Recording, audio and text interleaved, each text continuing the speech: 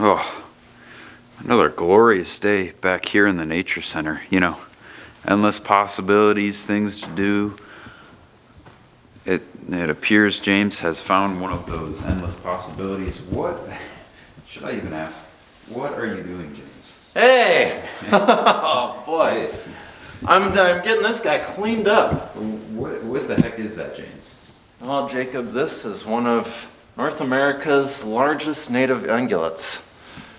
Is it now? It is. Sure is. And we used to find these in Wisconsin all the time. It's an elk. Oh, it's an elk. See here. Oh, ELK. you're right, actually. I do remember hearing things about, elk used to roam the prairies, and this elk here, it kind of reminds me of some deer I had just seen outside. Like the white-tailed. The white-tailed deer. Yeah, the white-tailed deer. That's another native ungulate in Wisconsin here. You think they're out there now? I mean, maybe they are. I don't know. We could go. I guess. Gotta go find out. Okay, let's go. Oh God. You've kind of led me a little bit away from the nature center here. You sure? You said we were gonna find some deer, maybe some deer tracks. Do you think? Oh, I know where some are now. Oh, do you? Yeah. Okay, good. We're going in the right direction, don't worry. Okay. These here? Yeah. You think that deer came out from underneath the deck and crawled up that tree? I have a sneaking suspicion, James. That is not what happened. It's probably a squirrel. Oh, yeah, squirrels. Okay. Yeah. We're looking for deer. Deer. To our dismay, we did not actually find any deer tracks. We thought we might have, but with the fresh snowfall, it looks like most animals are still kind of hunkered down and not much activity has gone on. James found this. Got some nice deer skulls. There's a whitetail here, and you can see part of its antler is eroded or been chewed off by something. But one thing you can notice here too is the dentition, and these teeth have all these little grindy points, and that's well suited for herbivory. And so they'll chew on plants, and even pieces of bark when foraging is really difficult in the winter. They'll eat stuff like bark and twigs, and they use these teeth to kind of grind the food up in their mouth and digest the nutrients from it. All right, now you can come on and follow me on over this way. We're gonna head back to this elk here. Now, when we think about this elk, this actually, in pre-settlement times, was the main ungulate that was here native to Wisconsin. There were way more elk than there were white-tailed deer. And now it's completely the opposite.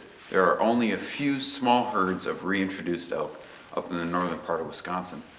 But when we think about what the habitat, what the environment used to be, it used to be largely tall grass prairie, especially down here in the driftless area.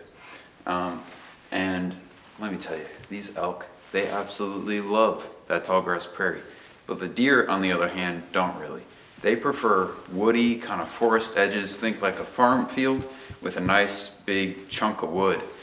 Some woods back there where they can go and hide, seek refuge during the day, and then come out in the morning and the evening. However, these elk, they really prefer those wide open spaces. More of a prairie animal, where we can think of the deer, a little bit smaller, as a forest animal. Okay, come here, come on. Let's move in a little bit closer. Now, as we see here, this is the animal that, is the topic of the day. This is the white-tailed deer, Otocoilus virginianus. And when we look at this, this is their... Now, we didn't get a real good look at any of the prints outside because it snowed a little bit too much and we just couldn't find any. But this is what their foot looks like. It has the kind of hooves on there, and they have the two kind of toes that come down, and they create that nice little kind of almost arrowhead kind of shape in their, their little footprints that go down in the snow. And then maybe if you're walking around outside too, you'll find some of the deer's droppings, and they'll usually appear in these little tiny pellets.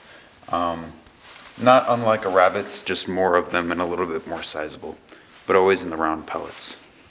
Now, as we think about a deer and their general body shape, you know, they have a pretty large general kind of abdomen, kind of core body size. However, they have these really long, really slender legs that allow them to move extremely fast, upwards of 30 miles an hour, and they can jump incredibly high, but also it allows them to move through deep snow with ease. Instead of using, you know, like a snowshoe tactic where they will almost float on the snow, they sink right into the snow. But because they have those long, strong, slender legs, they can just, you know, cruise right through that snow, push through it like it's nothing. I think James is kind of demonstrating that here. Now, if you look here, James has most of his body up top and has these long, slender, strong arms and legs, just like a deer, right, James? Yep. And as you can see here, if there was, you know, like 1.5 feet, 2 feet of snow, he'd move right through it. I must say, James does not have the exact body dimensions of a deer, thankfully. But I think it gives a kind of a good representation as to how the deer will move through their ecosystem and really how they can outcompete any other predators, like mainly out here coyotes, or maybe even on occasion a mountain lion, and they will more often than not successfully get away from their predators. I gotta say, I was almost there with that deer walking, but boy, is that neat. Thanks again for joining us for another Wild Life Wednesday. Tune in next week, see what kind of crazy adventures Jacob and I get into. But until then, you know, make sure you get outside, make sure you enjoy what nature has to offer you in your local area, whether that's a walk around the block or, you know, maybe a hike to your local park. And of course, stay classy, viewers. Stay classy, viewers.